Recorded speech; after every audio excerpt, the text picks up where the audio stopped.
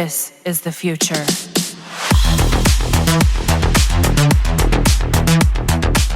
Hello everyone and welcome to another Warframe video. I know you are excited with the Whispers in the Walls update coming next week, December 13, but let me share to you something that you might have missed during the Abyss of Dagath update. This is a combo wherein you can fix your survivability problem and deal millions of damage to multiple enemies. In Abyss of Dagath update, there was a very simple change that created a new synergy that no one hasn't mentioned yet, and that is the ground finisher changes. Ground finishers now ignore the armor value of enemies as other types of finishers do. This affects the Hunter's Bonesaw, Ripkaz's exclusive mod that now grants 120% finisher damage instead of status chance, since ground finishers now deal finisher damage, which does not proc status. However, this video is not all about the Ripkaz exclusive mod though, but the fact that ground finishers are now treated as finishers. This means that your ground finisher can proc the arcanes like Trickery, and even procs buffs from finisher skills such as Savage Silence that grants bonus finisher percentage to each of your attack on enemies affected by the ability. However, there's no words from Digital Extremes if the ground finishers are treated as true damage now, since the mechanic still behaves the same way as before. For those who doesn't know, true damage is a hidden, unique damage type which has no damage modifier against any health or armor type. This damage type only applies to health and overguard and bypasses armor's damage reduction. Due to the armor ignoring properties, this is very useful against high-level Greenier and most bosses. If ground finishers have true damage, this means that you will get higher damage values also, because not only that you will have true damage, but you can also use finisher damage buffs and other finisher bonuses to increase your overall damage against enemies that are knocked down. Right now, I think ground finishers do not inflict true damage as it behaves the same, but rather retain their damage spread as normal, and it deals a multiple of the weapon's damage. Different weapon types gain different damage multipliers, which you can see in the spreadsheet on your screen. In the spreadsheet, you can see that Valkyr's Talon has the highest ground finisher multiplier, but this doesn't mean that it's the only weapon you have to use, and Valkyr is the only Warframe capable of this synergy. In fact, I'm always using this combo right now with the Incarnon weapon called Inno.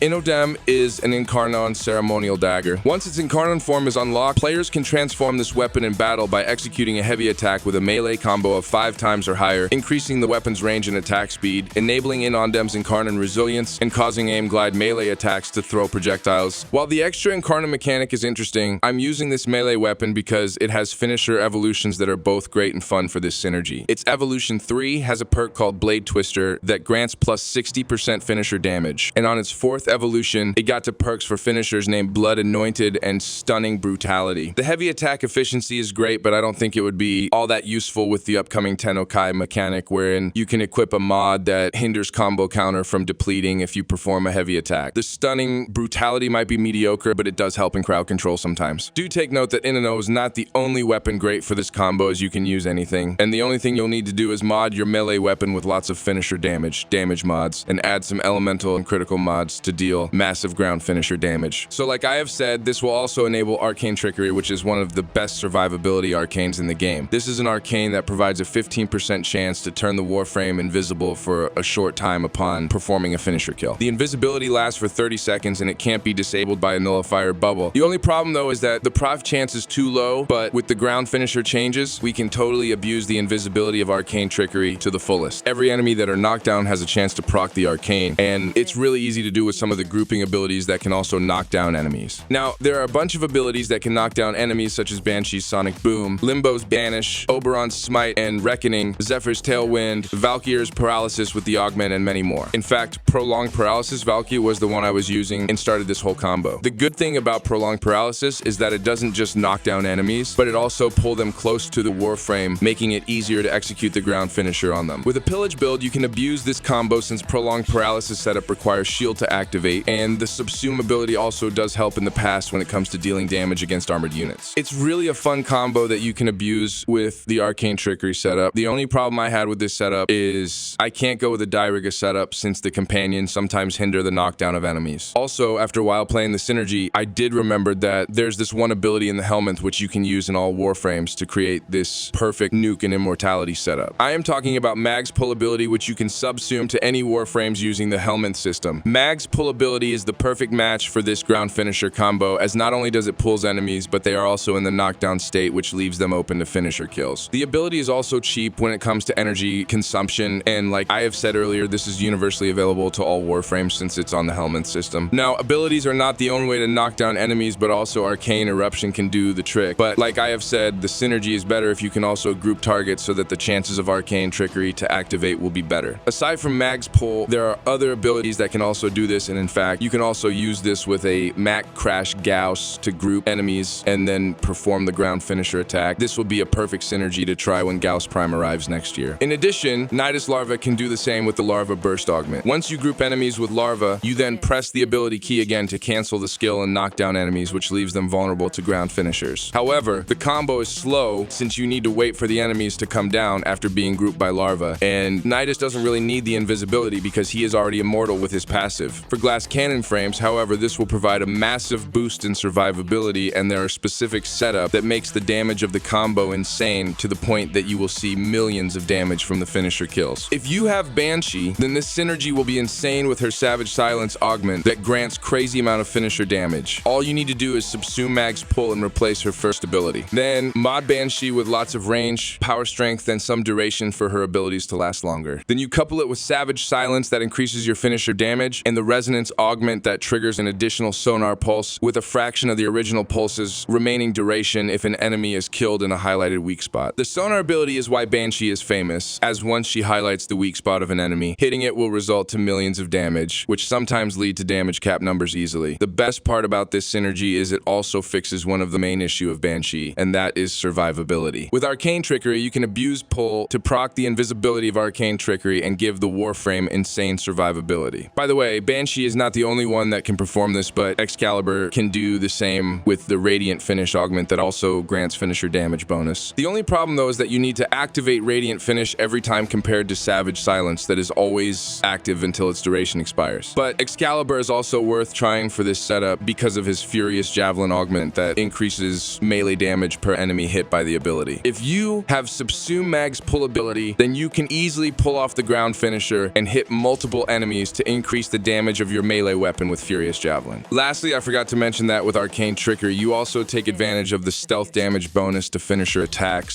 Standard melee attacks are affected by a plus 700% stealth damage bonus when attacking enemies that are unalerted, made vulnerable to front or back finishers by a stun, or that are otherwise unable to detect the attacking player due to being blinded or under the effect of Banshee's silence, as well as if the player is cloaked by an ability like invisibility. Usually you will see these in yellow numbers and player mistake it sometimes as critical hits. Critical hits while under these effects will still appear yellow or in their respective color for higher crit tiers though, and the damage bonus from crits and stealth stack additively with each other. The things I have shown in this video are just the basics on how you can implement this new combo, as there are potential broken synergy that you can make with the ground finisher Arcane Trickery combo right now. In fact, the synergy gave me some nostalgia wherein there was a focus ability called Naramon Shadow Step that renders you invisible for 5 seconds, and you can abuse this by simply meeting the requirement of doing critical hits from your melee weapons. This combo gives me the same vibes, but it's not as broken as the past Naramon Step, however. In reality, most of the enemies you will group in real mission are those trash mobs, those units that has overguards such as Eximus special units that can't be crowd control, hence you can't pull them using Mag's first ability. But then again, this is great in endurance runs, especially in Steel Path levels wherein there are lots of trash mobs. You can use this trick to both deal insane damage and survive against Steel Path and beyond enemies. Then you can always pair it with a gun like the Latum to take care of those special units. Overall, it's a very helpful combo that you can use right now in high level plays. So that's all about it. I hope that I have included all the necessary information for this combo. If you think I have missed something, feel free to write it down in the comment section below. Thank you so much for watching, and I hope that you watch my next video again. So that's all about it. I hope that I have included all the necessary information for this combo. If you think I have missed something, feel free to write it down in the comment section below. Thank you so much for watching, and I hope that you watch my next video again. Squad Leader signing off. This is the future.